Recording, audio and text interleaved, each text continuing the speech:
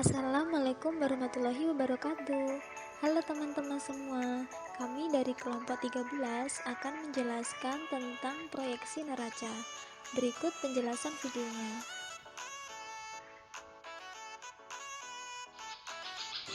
Nama anggota kelompok yang pertama yaitu Sofia Dwi Setiarini, yang kedua Zahwa Putri Dewi Jayanti, yang ketiga Miftahur Rohmah, dan yang keempat Manda Yulita Krisnasari.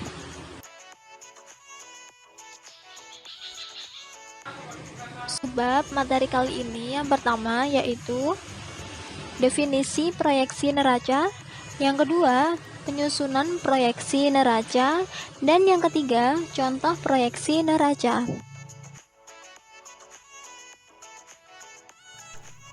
Definisi proyeksi neraca. Proyeksi neraca adalah prediksi jumlah dan rincian kekayaan yang akan dimiliki perusahaan beserta seluruh kewajibannya, baik kepada kreditor maupun kepada pemegang saham, pada suatu periode tertentu di masa mendatang. Proyeksi neraca baru dapat disusun setelah semua anggaran parsial lainnya selesai disusun. Maka untuk menyusun proyeksi neraca harus memperhatikan setiap elemen yang ada di dalam neraca beserta faktor-faktor yang mempengaruhinya.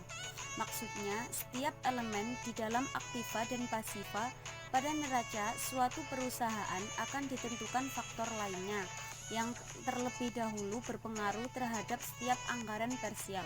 Karena itu, bagian anggaran suatu perusahaan harus sangat memperhatikan berbagai aktivitas yang mempengaruhi elemen-elemen di dalam anggaran neraca yang disusunnya.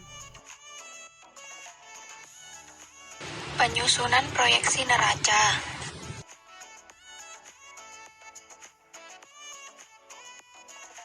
Untuk menyusun proyeksi neraca, metode yang paling mudah adalah menggunakan persamaan akuntansi dasar, di mana di dalam metode tersebut didasarkan pada persamaan bahwa jumlah aktiva akan selalu sama dengan besarnya utang atau kewajiban dan modal atau ekuitas dari suatu badan usaha tertentu.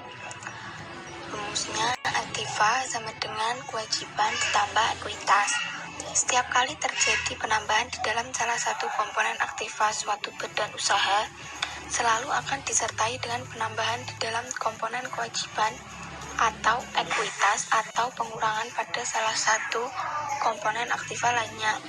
Demikian pula, jika terjadi pengurangan pada salah satu komponen aktiva, selalu akan disertai dengan pengurangan di dalam komponen kewajiban atau ekuitas atau penambahan pada salah satu komponen aktiva lainnya.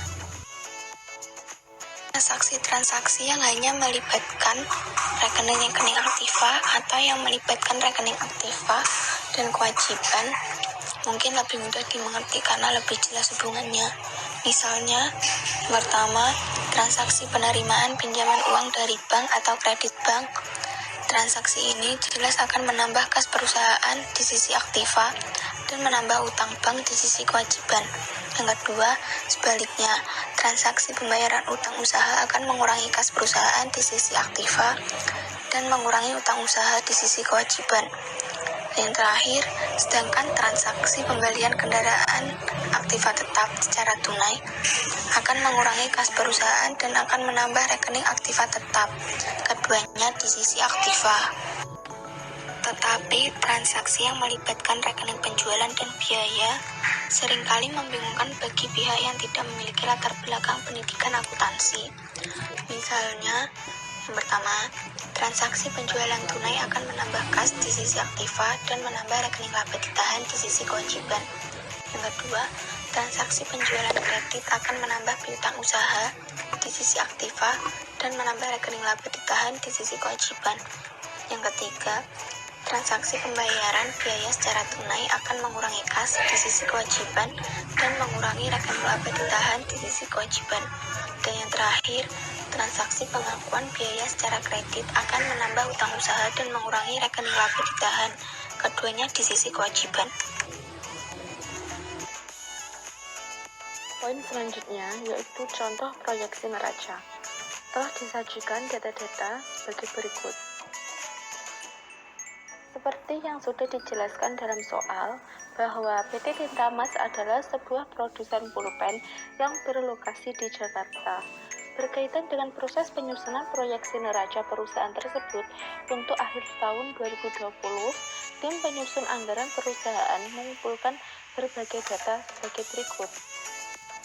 Di situ telah dijelaskan atau dipaparkan neraca PT Tinta Mas pada 31 Desember 2019 dengan total aktiva sebesar 3.729 juta dan total kewajiban dan ekuitas sebesar 3.729 juta. Selanjutnya yaitu dalam soal sudah dipaparkan berbagai data-data penunjang dari berbagai anggaran parsial untuk proyeksi neraca pada tahun 2020. A. Diperkirakan perusahaan akan melakukan penjualan secara kredit sebesar 1 miliar sepanjang tahun 2020. B. Jumlah piutang yang akan diterima sepanjang tahun 2020 diperkirakan sebesar 700 juta. C. Perusahaan merencanakan pembelian perlengkapan kantor pada tahun 2020 sebesar 40 juta. D. Diperkirakan perlengkapan kantor yang akan digunakan sepanjang tahun 2020 sebesar 36 juta. E.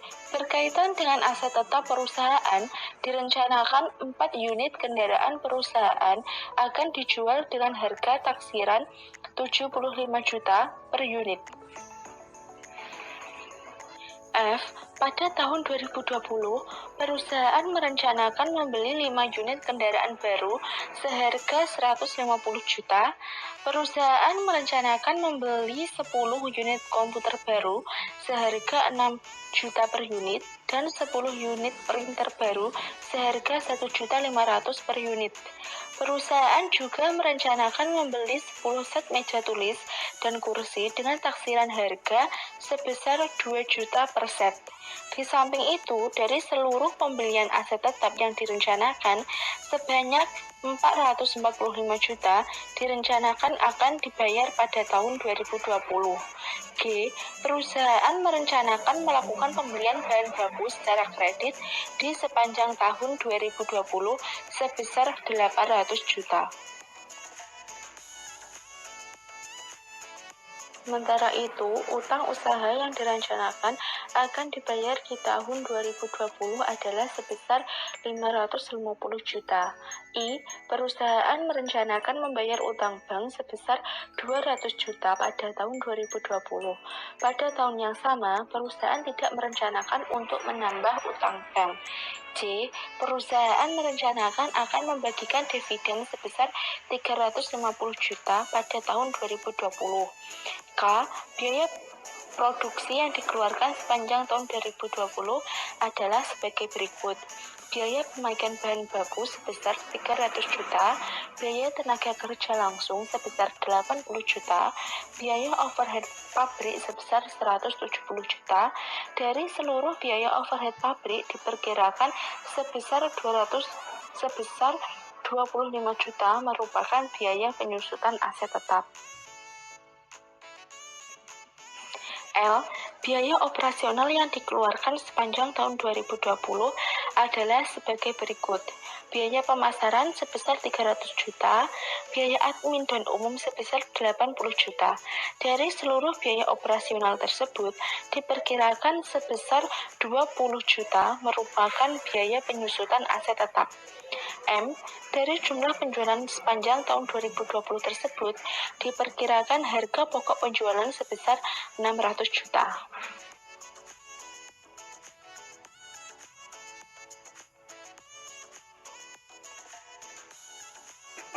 Maka untuk saldo akhirnya untuk kas sebesar 455 juta,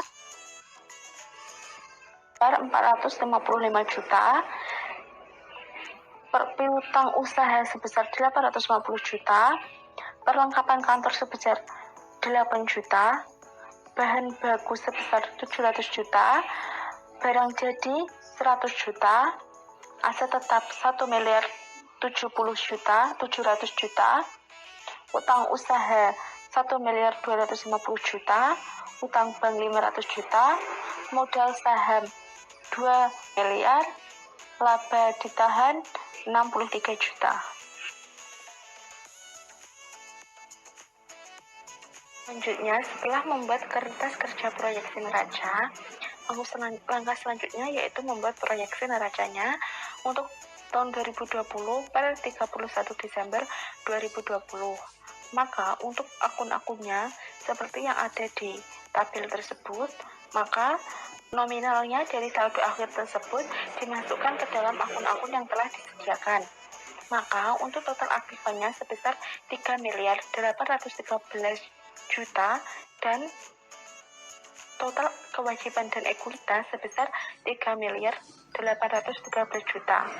Nah, untuk total aktifan dan total kewajiban tersebut haruslah balance. Itu tadi pemaparan materi dari kelompok kita, yaitu kelompok 13 yang membahas tentang proyeksi neraca. Semoga dapat bermanfaat untuk kita semua. Ada kurang lebihnya, kami mohon maaf yang sebesar-besarnya. Akhir kata, wassalamualaikum warahmatullahi wabarakatuh.